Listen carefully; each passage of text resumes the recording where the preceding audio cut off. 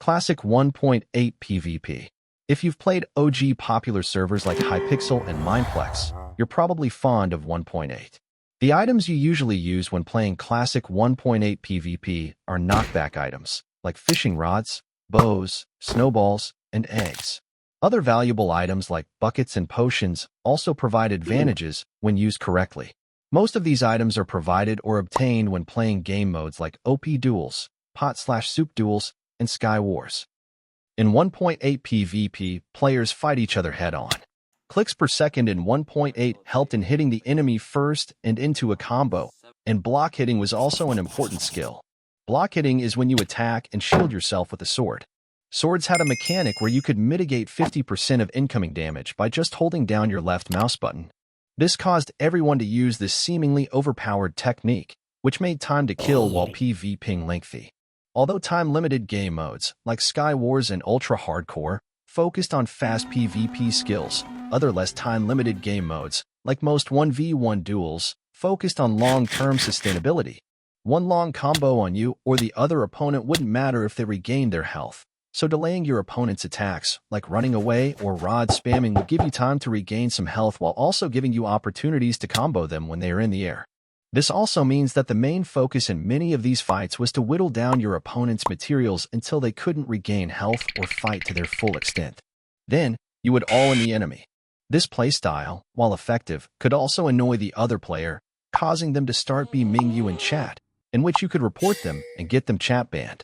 Or you could be aggressive from the start of the fight and fully fight the opponent to stop them. Sumo PvP. While many Minecraft PvP styles revolve around health regeneration, potions, and gear management, Sumo PvP throws all of that out the window. In this style, there are no golden apples, no healing, no swords, just you, your fists, and your ability to outmaneuver your opponent. Sumo PvP is exactly what it sounds like. Two players face off on a small, elevated platform, with the sole objective of knocking each other off. It's all about raw mechanics and timing. Since there's no gear involved, players rely heavily on movement, knockback control, and combo techniques. The longer you can keep your opponent in the air or off balance with consistent hits, the better your chances of winning. What makes Sumo unique is its intense focus on positioning and aim. A single misstep can send you flying off the edge. It's fast-paced, often over in seconds, and rewards players with sharp reflexes and pinpoint accuracy. It's also one of the best ways to sharpen your combo skills in a stripped-down, high-stakes environment. Combo PvP.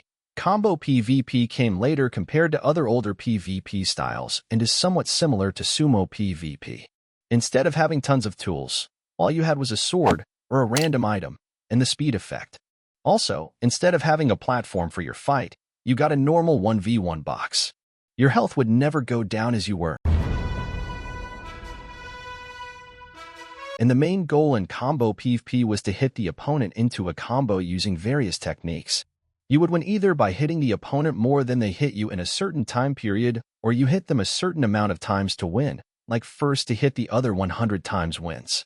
Combo requires high CPS and incredible timing to ensure a prolonged hit streak. Some players even took ping to their advantage by using a VPN to increase it. 1.9 PvP. PvP in versions 1.9 onwards drastically differ from 1.8. The most significant factor of this change was the addition of cooldowns to different weapon types, removing the clicks per second heavy play style. Mistiming your hits would significantly decrease the amount of damage and knockback you would do, so every click had to be meticulous and precise.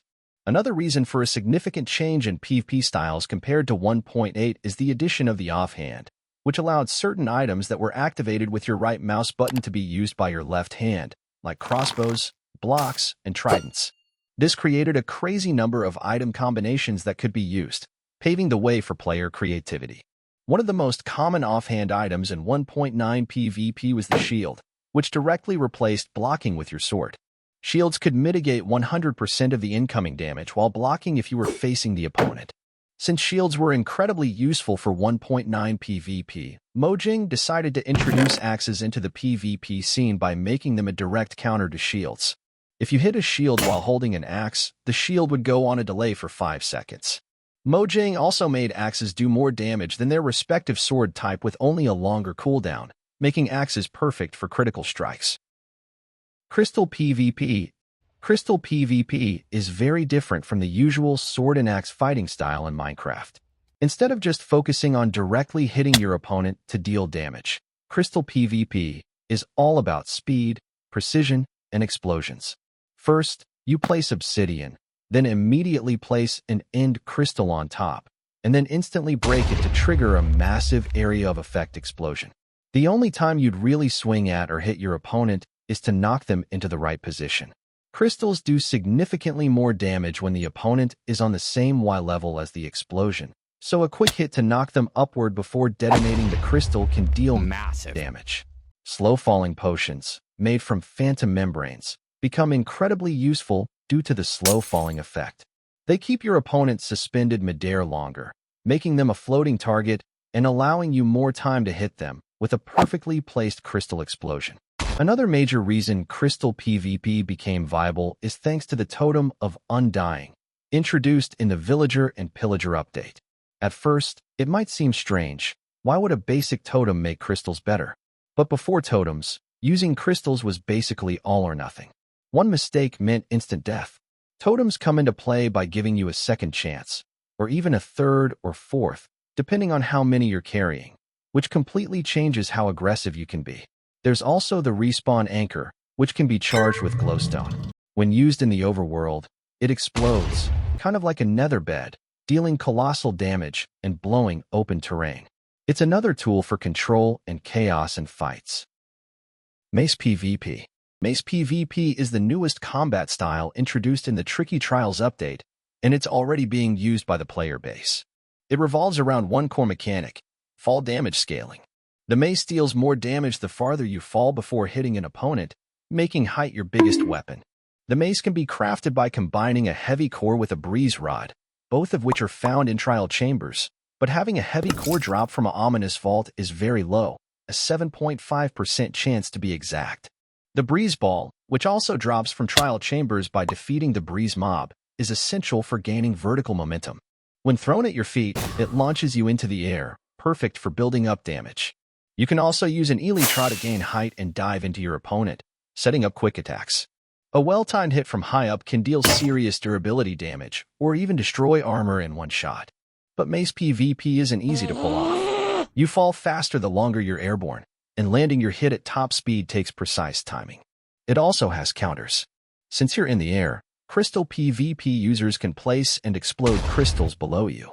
And effects like slow falling cancel your fall damage, making your hits much weaker and easier to avoid.